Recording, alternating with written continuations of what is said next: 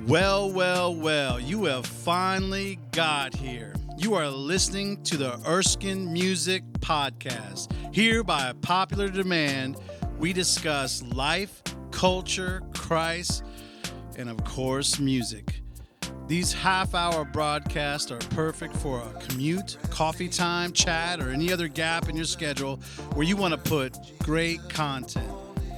So without further ado, let's join the conversation today, already in progress.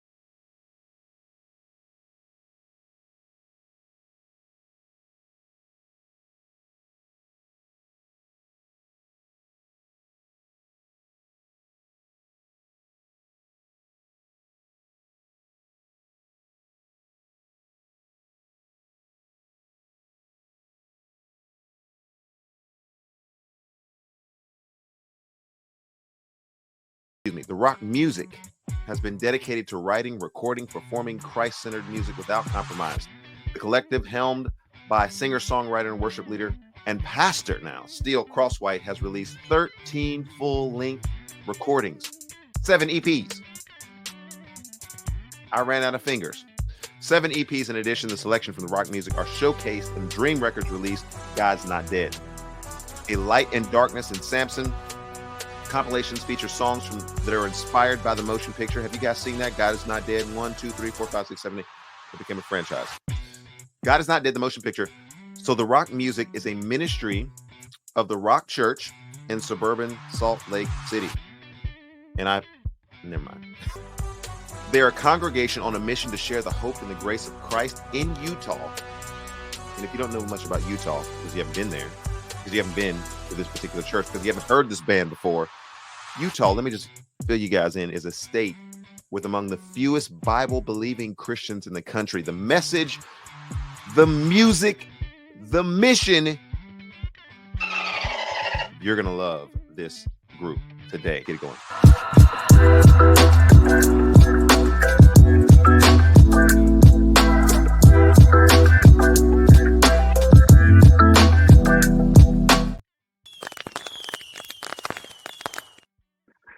All right, Amazing. with your permission, I want to play just a little sample of some of your music, if that's okay. Sure. I think our audience Yeah. should, because, everybody is so busy. Sometimes they don't have time to just tap into the good things that are out there. Yeah. So let's is Saved by Grace good? Yeah, this is a live acoustic performance. So it's off of the Future is Sure EP, but this is a secondary one that we Okay. released after the release of the EP. Okay. Yeah.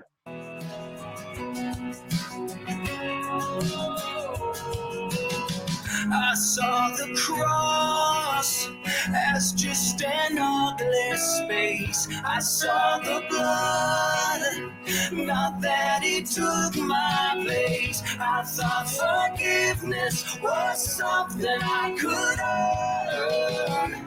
Then he called my name, everything changed. I've been saved by grace. I'm set free by the power of His name. Not by what I've done, but what's been done for me. I've been saved by grace. I felt so dirty, lonely, broken and ashamed. I felt unworthy, worthless, empty and afraid. But I met Jesus, my Savior, and He washed it all away when He called my name.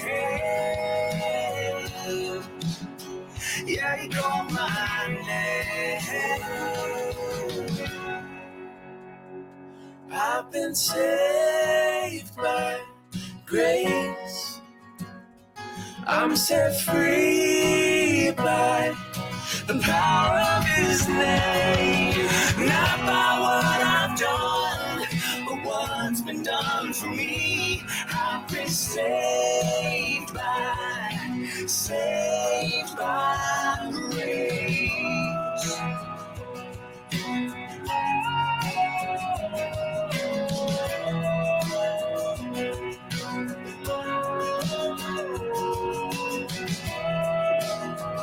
I love it. Thanks, man.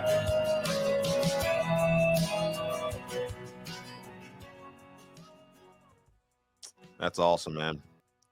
Thank you. Thanks, brother.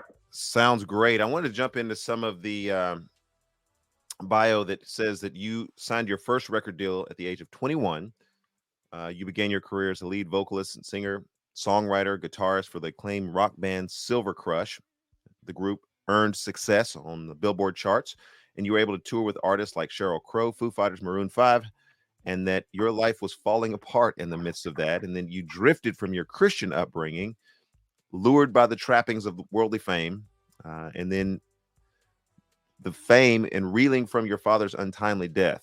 You were encouraged by your sister to visit Rock Church, and it was there that you experienced the true grace of Jesus Christ and rededicated your life to the Lord. You serve as a pastor, worship leader at the church now. That brings us into this conversation today, because had you still been out touring with those groups, you wouldn't be on the Erskine Music Show today. But those circumstances Right. and the providence of God brings us to where we're at today. Catch us up with a little bit of that story and help us to see from your vantage point, kind of God making that transition in your life. Yeah, no, thanks. That's a great synopsis of what really it was about. I grew up in a very musical home. Music was important to my family, important to me. And though I was saved at a young age, around the age of 12, via, by the way, my sister becoming a Christian. She's 3 years older than me. Okay. And then I became a Christian, and then my parents became a Christian. It was quite miraculous because we weren't raised in a religious home, very musical home. But like that story or synopsis mentioned, even though I was a believer, by the time I was about 16, music became my God. It just became everything. And I started my band and was writing for that band. It was a secular band. And though the Lord was part of my life, he certainly wasn't Lord of my life, if you will. Okay. And we were touring all over, regionally at that time. And my dad, and mentioned my dad in there, he was the manager of our band. He was also my best friend. And we had a showcase in Las Vegas. It was a little bit like a music showcase called South by Southwest. It was a little bit smaller than that, where all the music execs come out and come and see the showcase band or the showcase bands. And we were one of those bands. And my dad died the night before. Oh, wow.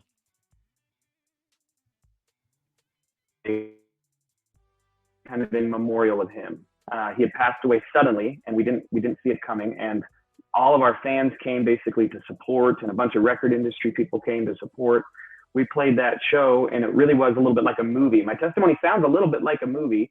It sounds a little corny almost in some ways, but the reality is super young, 20, 21 years old. Yeah. And there was all of this opportunity handed to me, and all of these record deal offers, and we ended up signing one. And to fast forward a bit, my internal life was grieving, distant from the Lord, but at the same time, lots of music and touring and airplanes and buses and recording and lots of really great artists that we had a chance to tour with and be around and see literally some of the greatest rock and roll bands, at least that I had remembered and been a part of.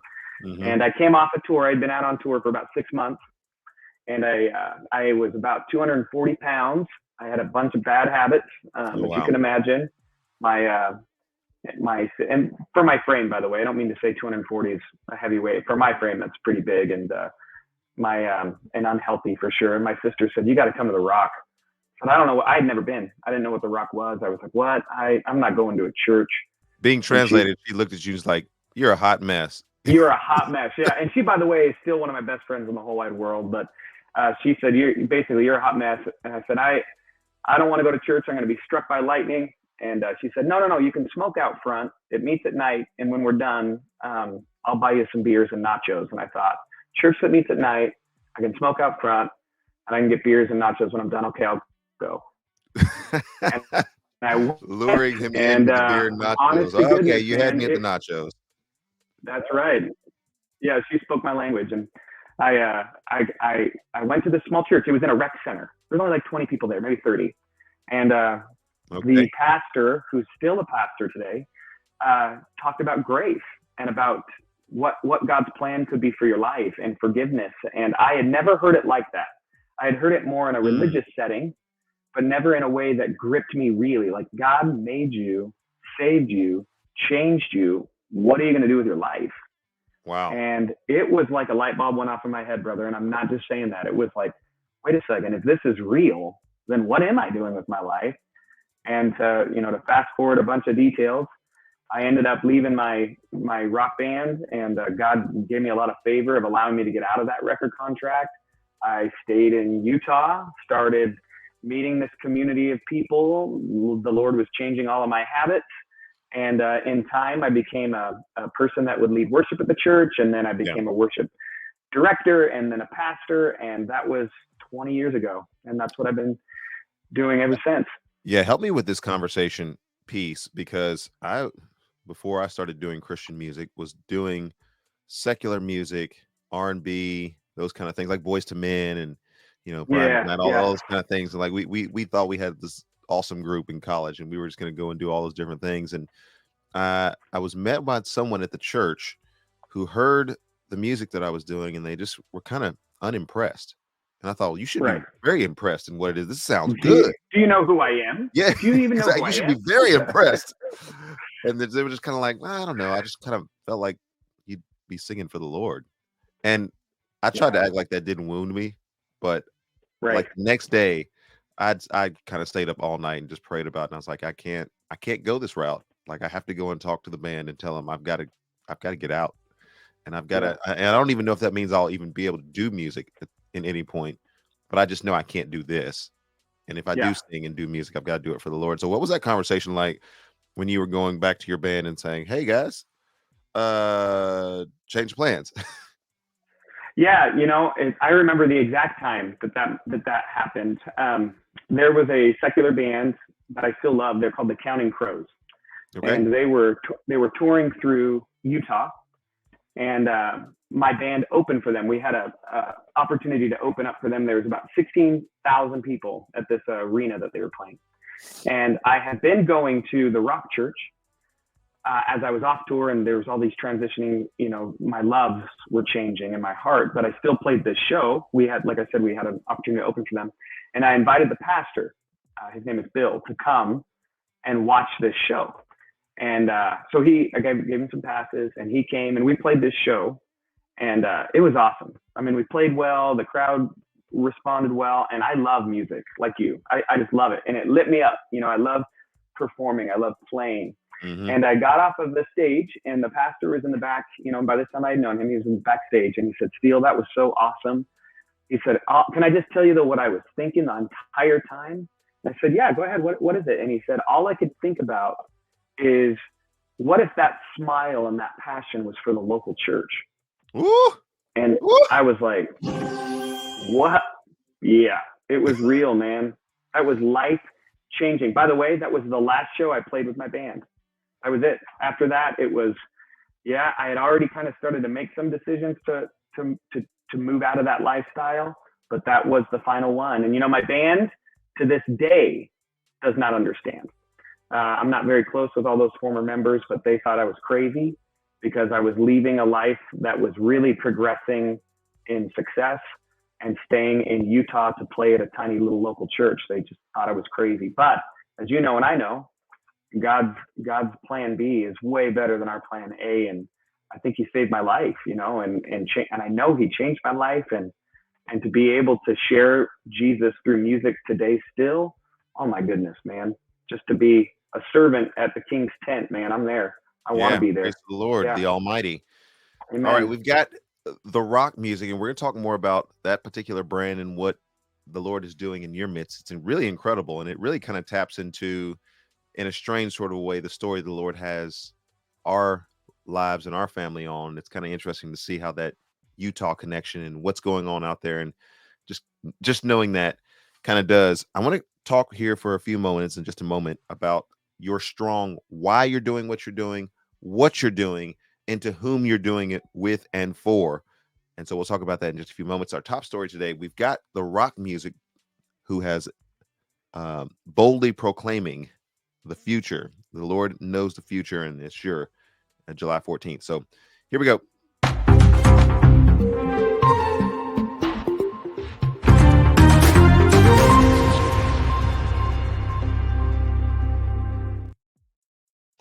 All right, my friend, give us the strong why, what, and whom that is related to the music in your brand.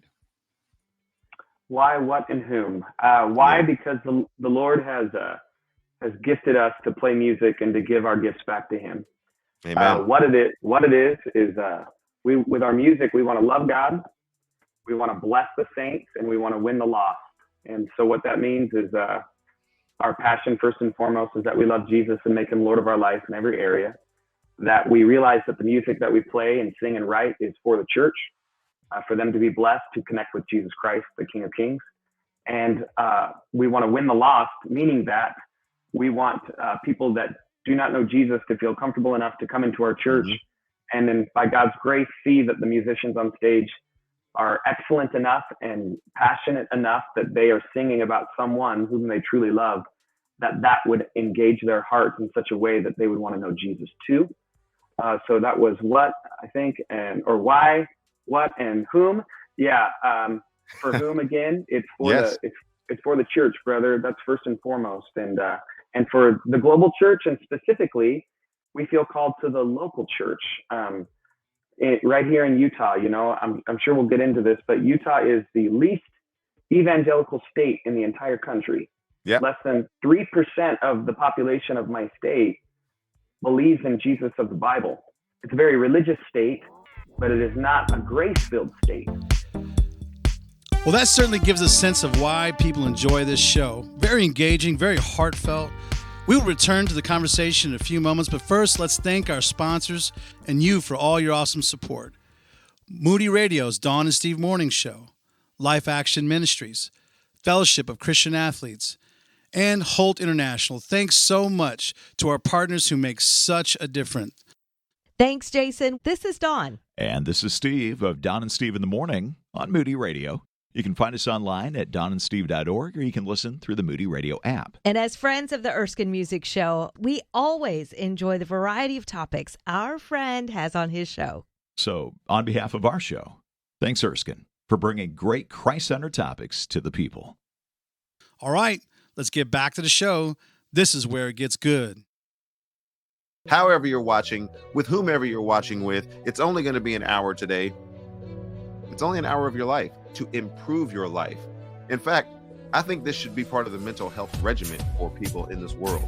If you're struggling with depression, if you're struggling with anxiety, if you're struggling because you feel like there's no friends, there's always Big Head who is here to help you guys out and to be a friend to the friendless, a companion to the companionless. Big Head is here on the show to help you guys out. And I'm actually going to be nice today on the show today. So I'm excited about this. I'm a little nervous. How nice can I be on this show? But anyway, here we go.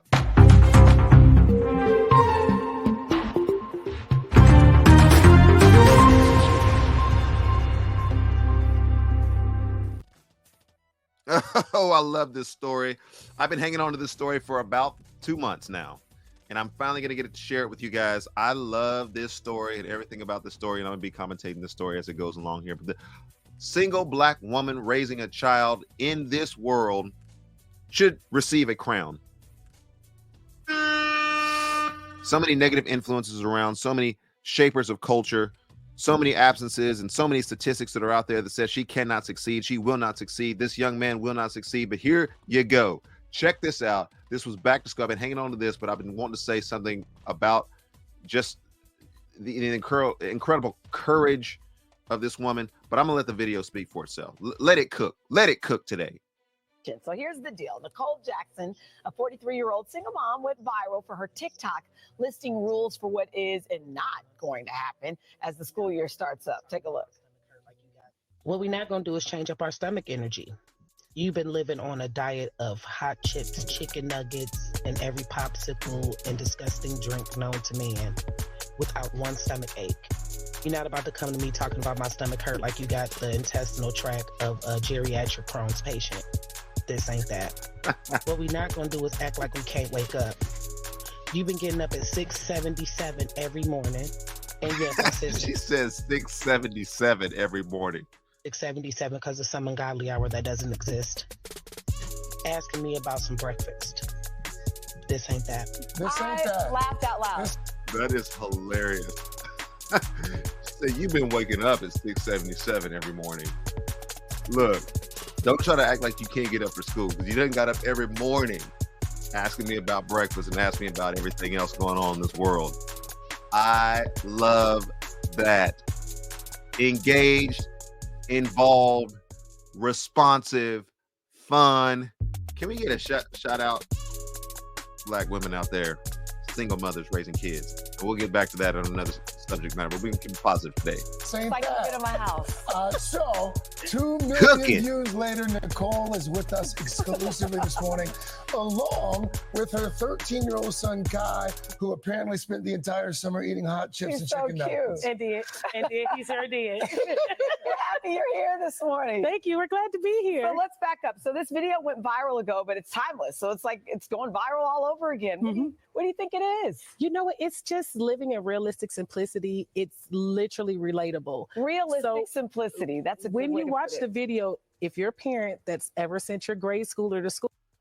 I love the fact that she's got her do-rag on. She's not even concerned about it. She didn't have to have her hair all dolled. This is complete.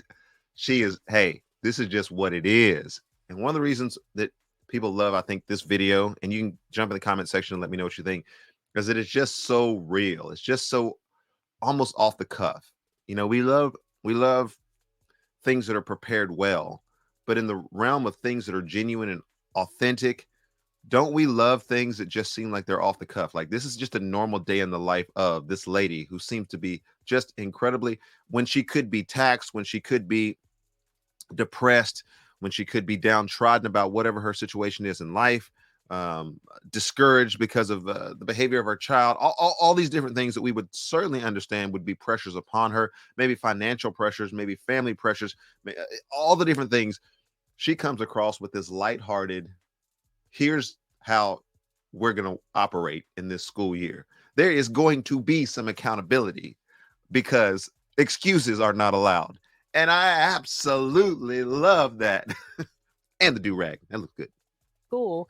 These are the things that we go through, and it's taking the intrusive thought and saying it out loud in a way that's receivable. That's all it is. I love that. We all sit up here and look at our kids like, your stomach hurts? Oh, I'm sorry, Pooh. And then you go, your stomach ain't hurt. You know, her stomach ain't hurt all summer. And all of a sudden it hurts. Like, okay, go to the bathroom and then let's go. We're going to school.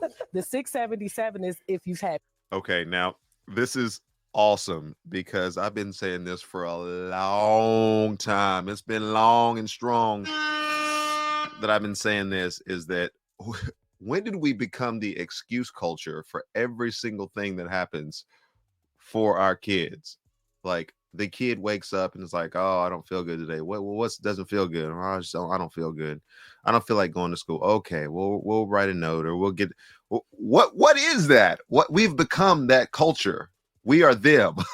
We are them that we looked at and we thought, oh, we never want to be them. But now we have become them, making excuses for every little thing that's out there and not teaching people to be resilient about different things that are going on. I say this around the house. If I've said it one time, I've said it 1,000 times. You may not always have your best, but you can always do your best. There are some days when I got to get up and I got to sing, and, you know, there's a little cold, there's a little throat, there's a little ache, maybe I traveled for 7 hours and maybe I'm a little tired. Who cares? You may not always have your best, but you can always do your best. And you don't have time to get ready when it's time to be ready. Let's get going. Babies or anything, you know, when the kid wakes up super early in the morning and you can't open but one eye, like that whole thing, it's just relatable. That's all it is. We're all raising the same children. Yes, we are. And when I saw it, I was like, oh, this is my house. Especially the part where you start talking about the permission slips and waiting until the last minute. And you're like, I'm not going to have a heart attack because your lack of self-preparation. What does this do? Today, can you sign it? Listen, I need to make Hey, if it wasn't for the last minute, nothing would get done. an igloo by the morning. When did you know about this, son? 3 weeks ago. I forgot to give you the paper. So now we're in the middle of Walmart trying to find these supplies. I love it. And my blood pressure's up. The igloo gets done. Don't you know? Like, Too much. Kai, let me bring you in here because I also have an 8th grade son, which is why I felt like your mom was spying on what was going on in our house. But here's the thing. My son is also on social media. His friends are on social media, so he sees it. So what about you? When you see these videos and you see they're going viral, what do you think? Your friends think? Oh, he responded. I think that they're hilarious. You do? And also I feel like there's some lies in it. He said, I just want to come on here and set the record straight. This is awesome. I love this. You know what, Kai? I want to show our viewers at home. This was part of your video. Social media strikes back. Beware, parents, and those of you on social media. When your kids get back on social media, the empire strikes back. Don't do it. Wake me up all hard and joyfully on the first day of school. I know you happy summer is over and all, but I don't want to be at that place. This ain't that. What we're not going to do is interrupt me during my game. You know I can't pause it, and I need to decompress. This ain't that. Oh, if that wasn't something that was said at our house just last night. What we're not going to do is forgetting that we love each other. You're an awesome mom, and I'm an awesome kid. This ain't that. Come on now. Come on, Kai. I hope you're having a fantastic school year. And I hope that just the mention, the thought of this video is bringing joy to your heart. And that is timeless because that is time stamped there. What we're not going to do is forget that you're an awesome mom and that we love one another. That is a positive story. You guys have a bright future here. This is something. Listen, we're just doing our regular, and that's what I think that's the relatable part. We're everyday people. I'm not some big fancy named person. I'm a mom at home, and everybody can relate to that. Yeah. Again, realistic simplicity. The video, while it's funny, is just basically teaching boundaries as for you as a parent, standards and expectations for the child, which is what you should be teaching them anyway. Yes. So good. Weeds that grow in the garden. Just laugh at They do them. need to figure out how to pause the video, so that's very relatable. What I love about the two of you is the love is palpable. Yeah. Like the dynamic that you have with Kai, it shines through. I do want to go back to what you just said, though, because you said mom lied about something in the video. I wanted to give you a chance to respond to some factual inaccuracy. Okay, so I didn't eat chicken nuggets all summer. All right, let's get the record straight. He didn't eat chicken nuggets all summer. Well, you probably already know that when you hear that sound, there's music on the way. After all, this is kind of a music show. Sit back and enjoy. All the music can be easily found on your favorite digital distribution channels. Turn up the volume and here we go.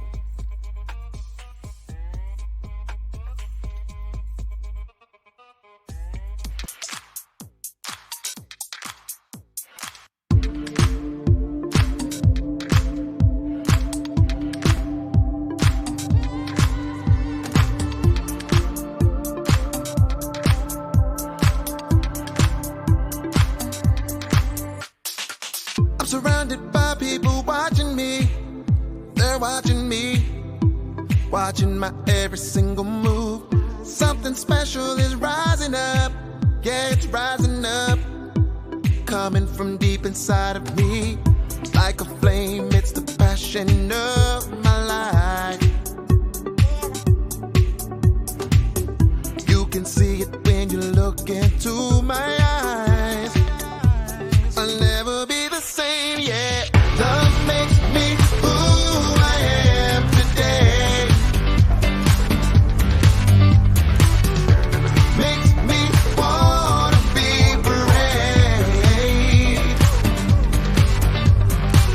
Love makes me who I am today. Makes me wanna be brave.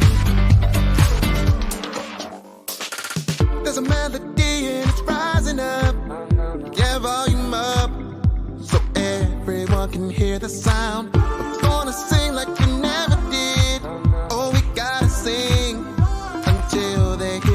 harmonies till everybody can hear the song.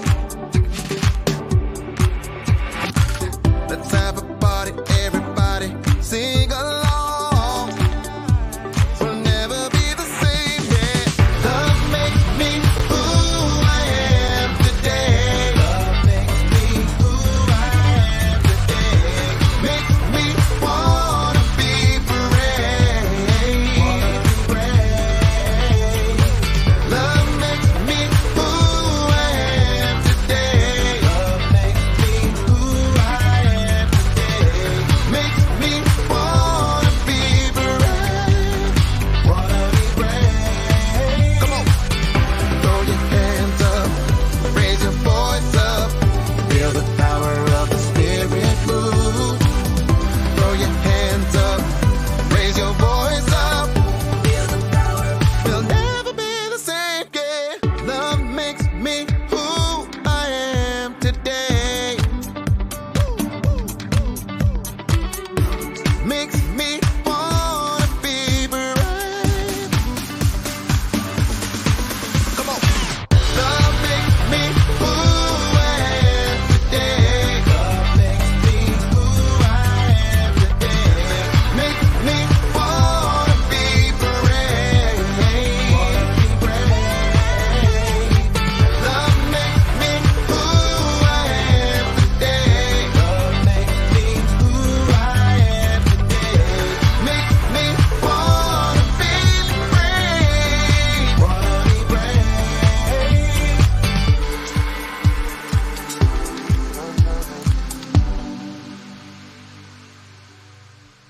All right, let me get to this last video here. It's a short video. And so we've done just about everything that we need to do on the Erskine Music Show today. But we're coming in, we're going to finish strong with something that I believe is a word of encouragement to fathers. Today, I'm going to be going and shooting a video for the legacy-minded men on fatherhood. And I wanted to have this as a part of the consideration just as we go out the door today for the Erskine Music Show. And this is Denzel, Brother Denzel Washington, talking about fathers. Think we've made any headway? And I think it's more important to make headway in our own house. By the time the system comes into play, the damage is done. They're not locking up 7-year-olds. Yeah. You know, I was in Chicago a couple of 3-4 weeks ago, and we saw these little kids on bikes with masks on the side of their head. You look at his picture, you'll see the headshot of him. He's like this. And he got murdered at 11 by a 14-year-old. You blame the system? Where was his father? It starts in the house. It starts in the home. And yeah, well, my father got locked up. But where was his father? Do you think? All right.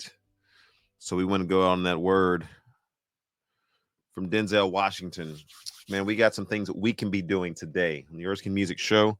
We rocked out for about, 50 minutes or so.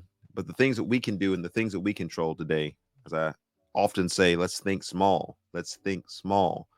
Where I'm at, not trying to solve all of Israel's problems, all the Palestinian problems that are out there, not trying to solve the situation in Ukraine.